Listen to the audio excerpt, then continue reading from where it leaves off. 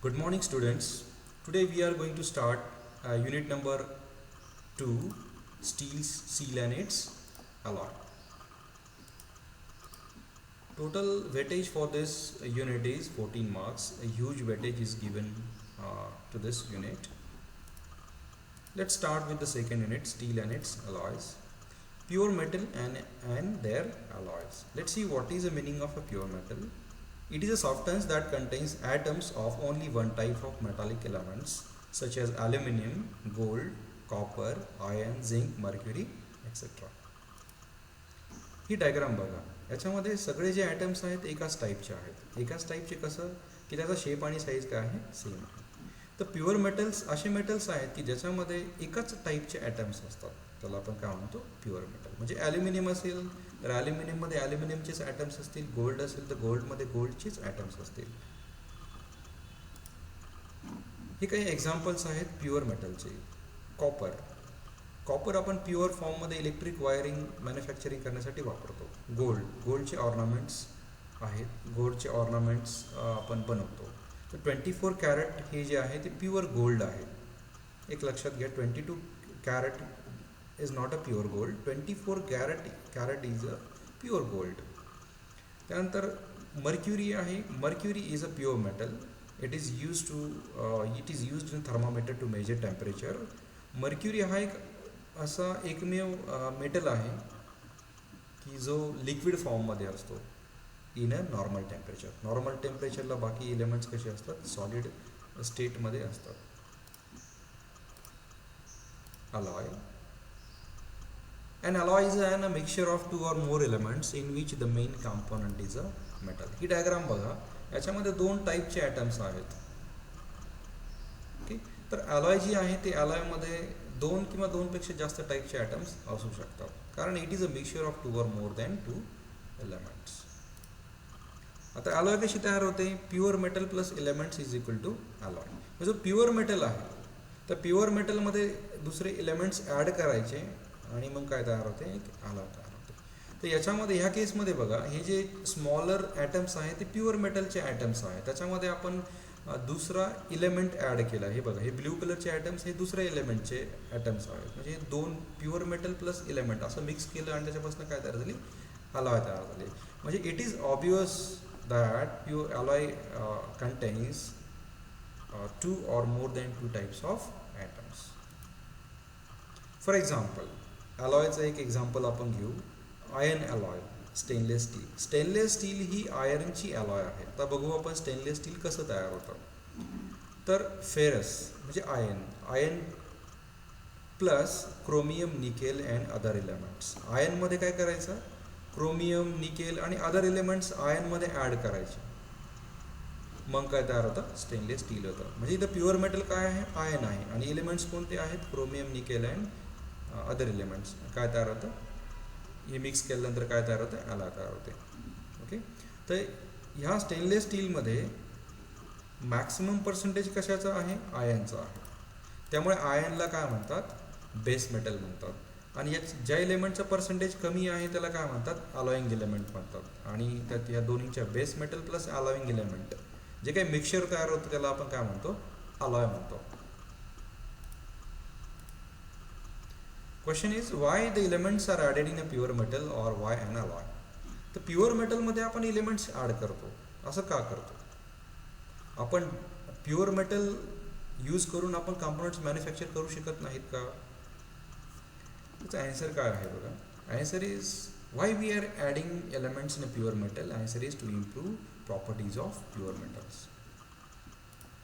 For example बघा, 22 carat gold is an alloy of a pure gold. हे तुम्हाला सांगितलं 24 कॅरेट जे गोल्ड आहे ते प्युअर गोल्ड आहे.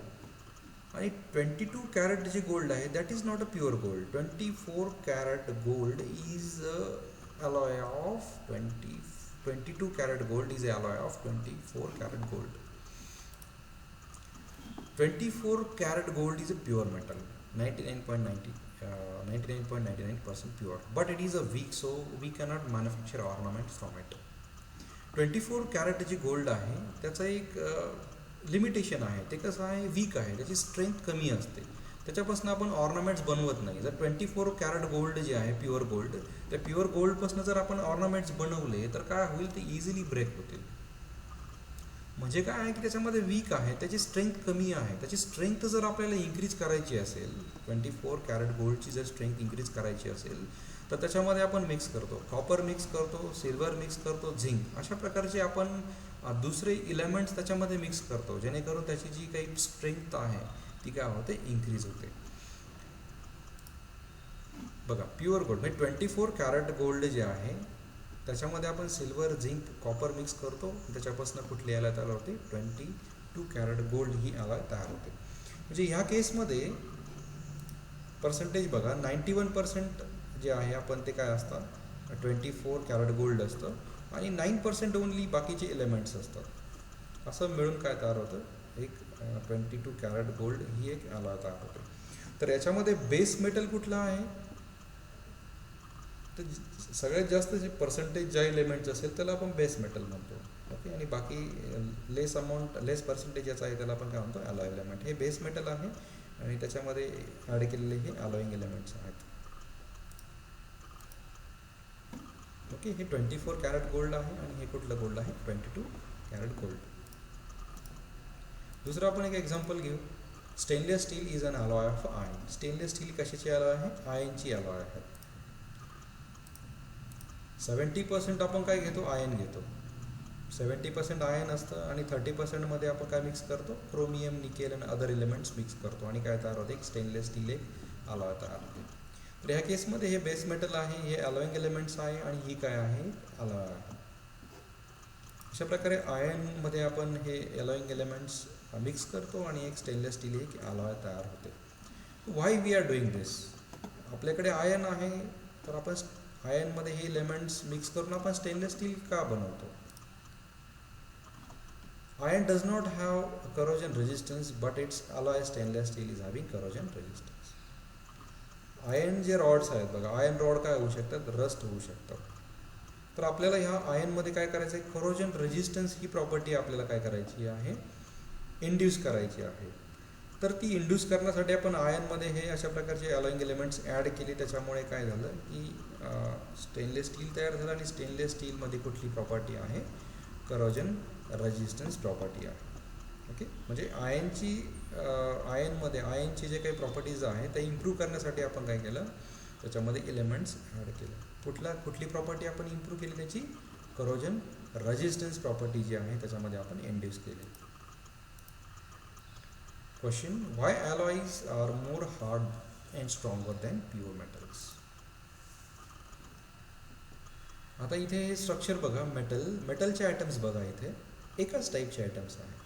अलॉयचे बघा, याच्यामध्ये 2 किंवा 2पेक्षा जास्त टाईपचे आयटम्स असू शकतात. हा जेव्हा मेटलवरती आपण डिफॉर्मिंग फोर्स अप्लाय करतो त्यावेळेस मेटलचे आयटम्स इझिली स्लाईड होतात. हे बघा, इथे फोर्स आपण अप्लाय केला, हे मेटलचे आयटम्स काय झाले, स्लाईड झाले. मेटलचे आयटम्स स्लाईड झाले म्हणजे काय, मेटलचं काय होतं, प्लास्टिक डिफॉर्मेशन होतं. म्हणजे मेटल हे प्लास्टिक डिफॉर्मेशनला कमी रेजिस्टन्स अप्लाय करतात, त्यामुळे ते काय आहेत, कमी हार्ड असतात, लेस हार्ड असतात. व्हाईल इन अलॉय, ओके, अलॉयमध्ये 2 किंवा 2पेक्षा जास्त टाईपचे आयटम्स असतात. या केसमध्ये ज्यावेळेस आपण डिफॉर्मिंग फोर्स अप्लाय करतो त्यावेळेस हे जे फॉरेन ॲटम्स आहेत ते ह्या बेस मेटलच्या ॲटमला काय करतात, स्लायडिंगला काय करतात, रेजिस्टन्स अप्लाय करतात, खूप जास्त प्रमाणात रेजिस्टन्स अप्लाय करतात. त्यामुळे याचं काय होत नाही, स्लायडिंग होत नाही. बघा इथे ॲटमचं स्लायडिंग होत नाही. ओके, स्लायडिंग होत नाही म्हणजेच काय की अलॉय जी आहे ती प्लास्टिक डिफॉर्मेशनला जास्त रेजिस्टन्स अप्लाय करते. ओके, त्यामुळे ती काय आहे, मोर हार्ड आहे. म्हणजे हार्डनेस ही प्रॉपर्टी आपण कशी डिफाईन करतो, रेजिस्टन्स टू प्लास्टिक डिफॉर्मेशन. एखादा मेटल प्लास्टिक डिफॉर्मेशनला खूप जास्त रेजिस्टन्स अप्लाय करत असेल, इझिली त्याचं प्लास्टिक डिफॉर्मेशन होत नसेल, तर आपण काय म्हणतो की ती खूप हार्ड आहे. आणि एखादं जे मेटल आहे ते इझिली डिफॉर्म होते, प्लास्टिक डिफॉर्मेशन होते, त्याच्यामुळे आपण त्याला काय म्हणतो, ती लेस हार्ड आहे. तर केस अशी आहे की मेटल जे असतात ते लेस हार्ड असतात, प्युअर मेटल्स कसे असतात, लेस हार्ड असतात, किंवा त्याला आपण सॉफ्ट म्हणू शकतो. आणि त्याची जी स्ट्रेंथ असते ती स्ट्रेंथ पण कमी असते. अलॉय जे आहेत, अलॉय खूप मोर हार्ड असतात आणि ते काय असतात, त्याची स्ट्रेंथ पण जास्त असतात. ओके. तर ह्या केसमध्ये कमी डिफॉर्मिंग फोर्समध्ये आपण याचं डिफॉर्मेशन करू शकतो. तर याचं डिफॉर्मेशन करायचं असेल तर खूप जास्त प्रमाणात ह्यूज अमाऊंट ऑफ फोर्स मला अप्लाय करावं लागेल, तेव्हा कुठे याचं स्लायडिंग होईल आणि त्याचं काय होईल, डिफॉर्मेशन होईल. This is about pure metals and their